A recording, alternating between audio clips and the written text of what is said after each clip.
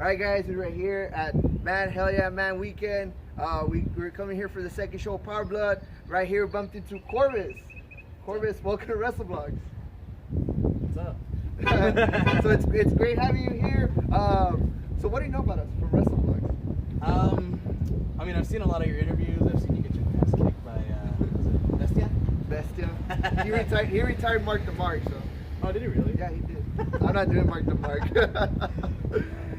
But yeah, man, just we're right here, just helping out the Texas scene and all that good stuff. But let's learn more about you. So Corvice, tell us a little bit more about yourself. So I started in 2007, like 14 years ago, and I never really did too much. And I'm not gonna lie and say I did. I didn't. And only till the last couple, like 7-8 years, I've actually been kicking it into high gear and doing, I've been pretty much all over Texas in every major promotion. I've done national TV once or twice. Pretty much it. Like, my family is the Alvarados, those Super Forky, Psycho Clown, any of those guys. Yeah, that's pretty cool. So, tell us, how'd you get interested into wrestling?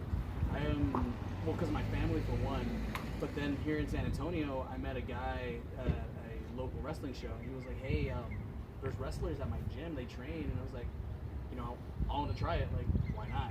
So I went, and the rest is history. I started training, and then, yeah. All right, so how did training go when you first got there? Were you think it was gonna be easy? Were you think it was gonna be hard, or what you expect? I'm 185 pounds right now. I was like 113 when I started, so I thought it was gonna be easy. I was like, I got this. I was in real good shape. Not that I'm not, whatever, but yeah, no, I thought it was gonna be easy.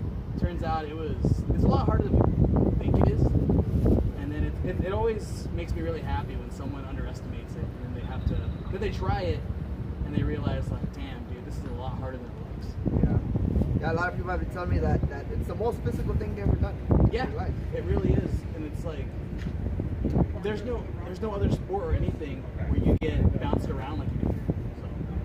Okay, since you mentioned you were related to Alvarados, can you tell us a little bit more about that background, if you don't mind? All right, take care. So my grandmother is the sister of Charito Cruz, who's like the patriarch of everybody.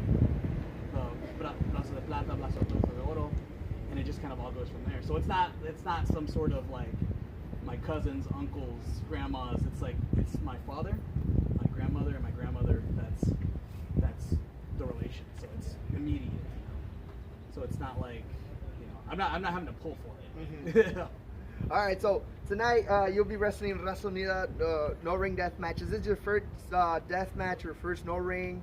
It's my first no ring. It's not my first into the hardcore world or anything. I've done that before. I've wrestled multiple hardcore street fights, anything you want to call it. But there's always been a ring involved. This is my first time as a no ring, so it's definitely something that I'm excited to try and kind of show out and show that it's I'm more than just a tag team wrestler. I was a tag team wrestler for 8 years and just kind of on my own now. But I was I'm trying to show that I'm more than a tag team wrestler, more than just that guy on a card. It's no, this motherfucker can go. This motherfucker can fight. He can bleed with all of them. All right, so how is it going to be different for you to adapt in the no ring? Basically there's no ring. It's definitely more dangerous.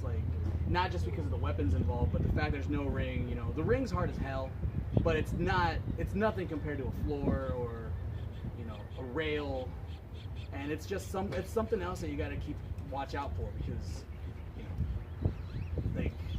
it's a floor. Nobody wants to get slammed on the floor. There's no ring, and you got to adapt because high flyers, smaller guys, we use the ropes, we use the ring to our advantage. That's not gonna be there. So you got to look at your environment and see what you can do from that point on. All right, and thoughts on your match? I'm gonna fuck them up. It's a scramble, correct? If I'm not mistaken. Yeah, with so the Federal Club consists of a lot of people. 2 of those people are Santa Chiva and Chris Cruz, but that's completely out the fucking window tonight. That's just I'm gonna fuck them up. It's a death match. I'm gonna survive. I don't give a shit about that. It's about me tonight. Yeah, we can't wait. All right, to wrap it off, what advice do you give to the people that want to get into the business? Don't. Yeah. No, don't. All right, so. All right, Chico. All right, so where can the fans follow you on social media? Keep an update, or do you have any merch for them to? I have Pro Wrestling Tees / Corvice. My name Corvice. Same thing on Twitter, Instagram. It's just Corvice, just my name, and I'll come right up. So there's other people that try to have similar names to me, but they don't, and they don't know how to spell it. So I'm one of a kind, and I'm gonna keep it that way. All right, sounds good. Hey, thank you so much for being here on Wrestlevlogs, and we'll see what you got in the. I was gonna say in the ring, but in the no ring tonight. No ring. Oh yeah. Thank you so much, man. Thanks, man.